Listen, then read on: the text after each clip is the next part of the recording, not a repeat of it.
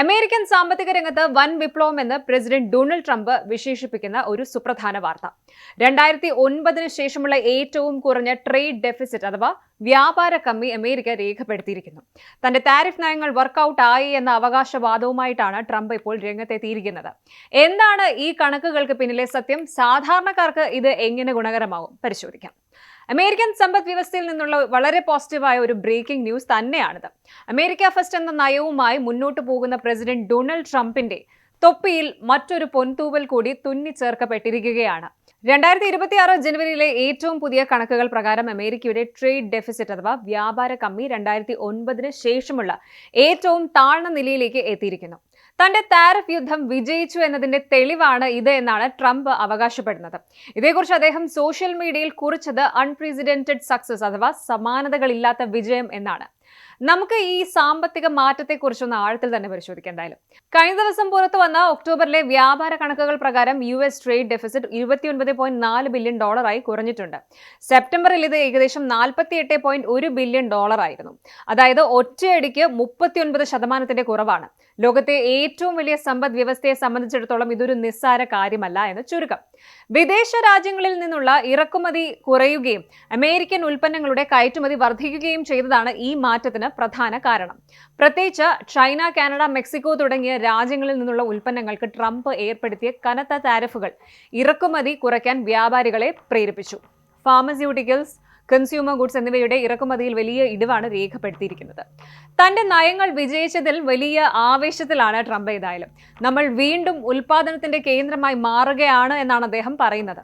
American കമ്പനികൾ വിദേശത്തു പോയി സാധനങ്ങൾ നിർമ്മിക്കുന്നതിന് പകരം സ്വന്തം നാട്ടിൽ നിർമ്മാണം തുടങ്ങാൻ ഈ താരിഫുകൾ നിർബന്ധമാക്കി എന്നതാണ് വൈറ്റ് ഹൗസ് വിലയിരുത്തുന്നത്. കയറ്റുമതിയുടെ കാര്യത്തിൽ സ്വർണത്തിന്റെ വിൽപ്പനയിലുണ്ടായ വർധനവ് അമേരിക്കയ്ക്ക് വലിയ ഗുണം ചെയ്തു. ഒക്ടോബറിൽ മാത്രം അമേരിക്കയുടെ കയറ്റുമതി $302 ബില്യൺ എന്ന റെക്കോർഡ് നിലവാരത്തിലേക്ക് ഉയർന്നിരുന്നു. ഇത് അമേരിക്കൻ ഡോളറിന്റെ മൂല്യം വർദ്ധിക്കാനും വിപണിയിൽ ആത്മവിശ്വാസം നിറയ്ക്കാനും സഹായിച്ചിട്ടുണ്ട്. എന്നാൽ ഈ കണക്കുകളെ അന്ധമായി വിശ്വസിക്കാൻ പാടില്ല എന്ന് ചില സാമ്പത്തിക വിദഗ്ധർ മുന്നറിയിപ്പ് നൽകുന്നുണ്ട്. കഴിഞ്ഞ വർഷം അമേരിക്കയിലുണ്ടായ 43 ദിവസത്തെ ഗവൺമെന്റ് ഷട്ട് ഡൗൺ കാരണം റിപ്പോർട്ടുകൾ വൈകിയത് ഡാറ്റയിൽ ചില വ്യതിയാനങ്ങൾ ഉണ്ടാക്കിയിട്ടുണ്ടാകാം എന്നാണ് പറയപ്പെടുന്നത്. എന്തായാലും ഈ വിജയത്തിന് ഒരു മറുവശം കൂടിയുണ്ട്. ഇറക്കുമതി തീരുവ കൂട്ടുമ്പോൾ അമേരിക്കയിലെ സാധാരണക്കാർക്ക് സാധനങ്ങളുടെ വില കൂടുകയാണ്. ഉദാഹരണത്തിന് ചെമ്പ്, കോപ്പർ, അതുപോലെ കളിപ്പാട്ടങ്ങൾ തുടങ്ങിയവയ്ക്ക് വലിയ വിലക്കയറ്റം അനുഭവപ്പെടുന്നുണ്ട്. അതുകൊണ്ട് തന്നെ പകുതിയിലധികം അമേരിക്കക്കാരും ട്രംപിന്റെ ഈ നയത്തെ ഭയത്തോടെയാണ് കാണുന്നത്. വ്യാപാര കമ്മി കുറഞ്ഞാൽ മാത്രം പോരാ, ഞങ്ങളുടെ പോക്കറ്റ് ചോരാതെ നോക്കണമെന്നാണ് ജനങ്ങളുടെ ആവശ്യം. ഇതിനിടയിലാണ് സിറിയയിൽ സ്കീ റിസോർട്ടും ഗാസയിൽ ആഡംബര ഹോട്ടലും പണിയുന്നതിനെ കുറിച്ച് ട്രംപ് സംസാരിക്കുന്നത്. ഒരു വശത്ത് സാമ്പത്തിക യുദ്ധം നടക്കുമ്പോൾ മറുവശത്ത് വലിയ ബിസിനസ് മോഹങ്ങളാണ് അദ്ദേഹം പങ്കുവയ്ക്കുന്നത്.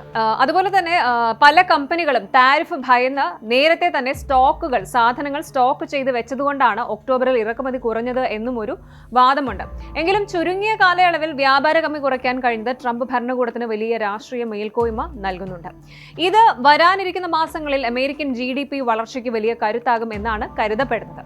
ചുരുക്കത്തിൽ ട്രംപ് ഒരു കൈയിൽ താരിഫ് എന്ന വടിയും മറുകൈയിൽ ബിസിനസ് ഡീലുകളുമായി ലോകത്തെ മുഴുവൻ ഓടിക്കുകയാണ്. വ്യാപാര കമ്മി കുറഞ്ഞത് ട്രംപിന് രാഷ്ട്രീയമായി വലിയൊരു ആയുധമാണ്. എന്നാൽ ഇത് അമേരിക്കൻ ജനതയ്ക്കും ലോക വിപണിക്കും ദീർഘകാല അടിസ്ഥാനത്തിൽ ഗുണകരമാകുമോ എന്നും അതുപോലെ ഇറക്കുമതി കുറയുന്നത് ഇന്ത്യ പോലുള്ള രാജ്യങ്ങളെ എങ്ങനെ ബാധിക്കും എന്നതൊക്കെ നമ്മൾ കണ്ടു തന്നെ അറിയണം. കൂടുതൽ വാർത്തകൾക്ക് News 18 Keralam YouTube channel subscribe ചെയ്യുക.